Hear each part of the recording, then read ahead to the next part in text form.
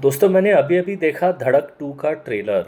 और करण जौहर ने सैराट के साथ जो किया था धड़क में, उसके लिए मैंने आज तक उन्हें माफ़ नहीं किया है, क्योंकि सैराट एक बहुत ही रॉ किस्म की एक रियलिज़म वाली फिल्म थी, जिसमें वो जो क्लास डिवाइड था ना, वो एक बहुत अच्छे ढंग से उभर के सामने आया था। और फिर उन्होंने जो उसकी डिज़ाइनर वर्जन बना डाली थी ना, मतलब धड़क का जो हीरो था, उसके बाप का जो रेस्टोरेंट था, वो बड़ा आप क्लियरली देख सकते थे कि उदयपुर के किसी फेमस 5 स्टार होटल के शायद टेरेस पे उन्होंने उनका जो कॉफ़ी शॉप रहा होगा, उसको उन्होंने एक गरीब लड़के के बाप का गरीब रेस्टोरेंट दिखाया था उन्होंने।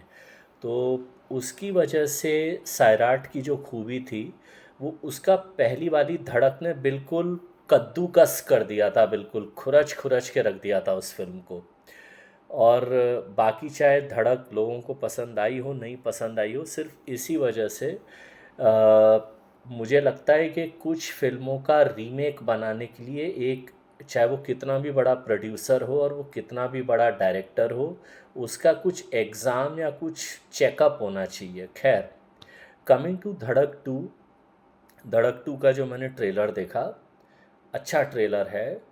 परफॉर्मेंसेस अच्छी हैं, इसी बात के लिए तारीफ़ की जानी चाहिए कि बाकी लोग जो तृप्ति डिमरी को सिर्फ एक ख़ास तरह के रोल्स के लिए और ख़ास तरह के सीन्स के लिए उनको अपनी फ़िल्मों में ले रहे हैं, किसी ने ये हिम्मत दिखाई कि अरे यार, इस बेचारी लड़की को भी, इसको एक्टिंग भी आती है, इसको एक्टिंग वाला रोल दो, है ना। तो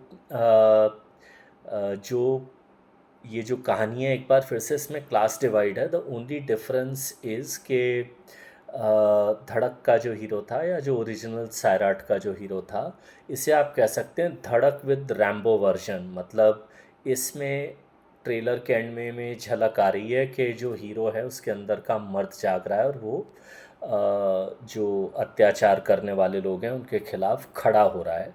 बाकी फ़िल्म कैसी होगी वो तो मैं नहीं जानता, लेकिन as a stand alone trailer, और पहली बार दिख रहा है कि करण जौहर ने अपना वो झूमर और लहंगे की बीमारी को वो इस फिल्म में नहीं लेके आए हैं। कि वो, उनको लगता था कि जो भी फिल्म बनाई जाए उसमें अगर हीरोइन माली की भी बेटी है तो भी वो DKNY की टी शर्ट ही पहनेगी।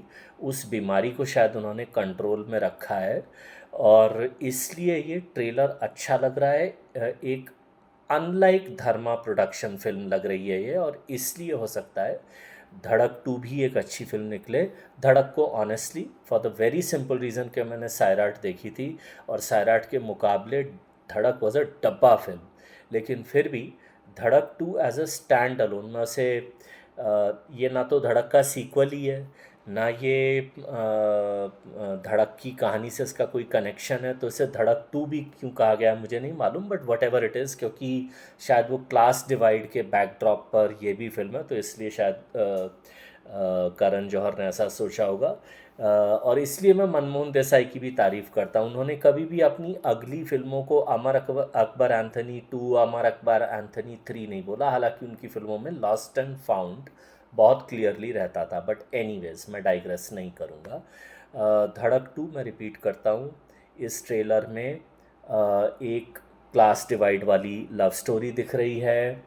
अच्छी परफॉर्मेंस दिख रही हैं, सिद्धांत चतुर्वेदी भी अच्छे ही एक्टर हैं। बाकी भी आसपास की कास्ट में जाकिर हुसैन वगैरह अच्छे एक्टर्स लिए गए हैं। कुछ डायलॉग्स बहुत अच्छे आए हैं ट्रेलर में, और ट्रेलर एक कम से कम एक डिफरेंट फिल्म का वादा कर रहा है। इसलिए मैं इस ट्रेलर को, बाकी जो अभी मैंने कुछ ट्रेलर झेले हैं तो उनके मैं नाम नहीं लूँगा, उनके आप रिव्यू देख ही सकते हैं मैं उनके बारे में क्या बोल रहा हूँ उन ट्रेलर्स के बारे में। तो Dhadak two as a stand alone trailer is a good trailer, and it is promising a good movie. तो देखते हैं असली फिल्म कैसी होती है।